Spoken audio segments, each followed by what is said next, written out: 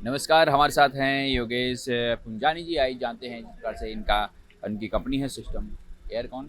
आखिर क्या कुछ सोचते हैं ईवीजी बारे में? सर आपका बहुत-बहुत स्वागत है। शुक्रिया सर। आप ईवीजी के स्टॉल पर हैं, क्या कुछ कैसा लगा आपको ईवीजी?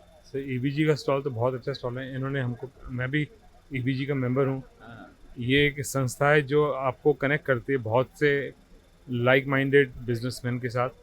तो अच्छा लगता है इनके साथ काम करना। इनकी वजह से हमारे को भी बहुत एक्सपोज़र मिलता है। उस एक्सपोज़र का फ़ायदा उठाने के लिए ही मैं आज यहाँ पर आया हूँ। क्या बात और उसका फ़ायदा उठाने से की वजह से मैं आपसे मुलाकात भी हुई है मेरी। है। और और क्या कहूँ? नहीं, लेकिन जिस प्रकार से इन्होंने कंसेप्ट बनाया है, एक ही जगह सबको लाया है, इसके बारे में क्या कहेंगे? मैं कहता हूँ सर, बहुत से लोगों जिनके पास प्लेटफ़ॉर्म्स नहीं होते काम करने के लिए, तो अगर ये वाला एक प्लेटफ़ॉर्म मिल जाता है तो आपका बिज़नेस दिन दुगनी रात चौगनी बढ़ोतरी करता है, बहुत आगे बढ़ते हैं आप। जब आप आगे बढ़ते हैं तो उसका फ़ायदा आपको तो होता ही है, आप अपने साथ दूसरे लोगों को भी इसका फ़ायदा दे सकते हैं। अब जैसे मेरा काम है एयर कंडीशनिंग का। एयर कंडीशनिंग में मेरे को इतने लोगों से नए लोगों से मुलाकात हुई है जो जो जिनसे मैं कभी सोच भी नहीं सकता मिलने का। जी, जी। तो इस संस्था के थ्रू मैं बहुत लोगों से मिला हूँ और मुझे बहुत लोगों से फ़ायदा भी हुआ है। और मैं ये कह सकता हूँ, मैं अगर ये किसी को भी यही भी बोलूँ मैं क्या काम करता हूँ, मैं लोगों को ठंडा करता हूँ। यानी कि क्या बात है। ठंडा करने का मतलब है कि मैं लोगों को कूलिंग देता हूँ।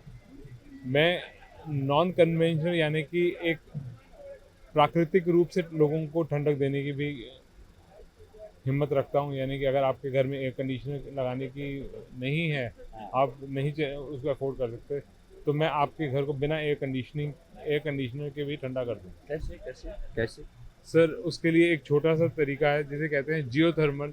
यानी कि हम प्राकृतिक रूप से धरती से ही कूलिंग लेते हैं और धरती में ही गर्मी छोड़ देते अच्छा। हैं। जैसे आप अगर देखें तो जो जो सर्दियों में अगर हम हैंड पंप को इस्तेमाल करते हैं, हैंड पंप से हमारे को सर्दियों में गर्म पानी मिलता है।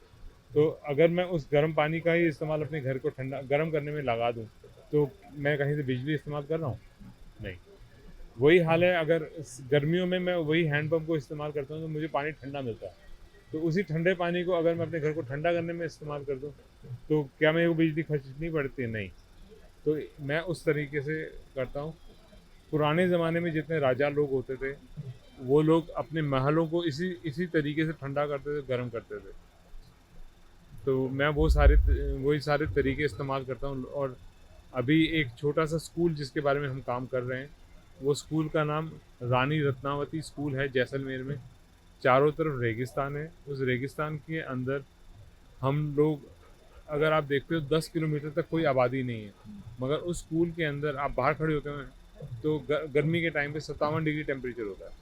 मगर जैसे ही आप स्कूल के अंदर घुस जाते हैं तो 24 या 25 डिग्री टेम्परेचर मिलता है। वो एक प्राकृतिक तरीके से ही हम उस कमरे को ठंडा क्या करते बात हैं। है, क्या बात है। जी सर।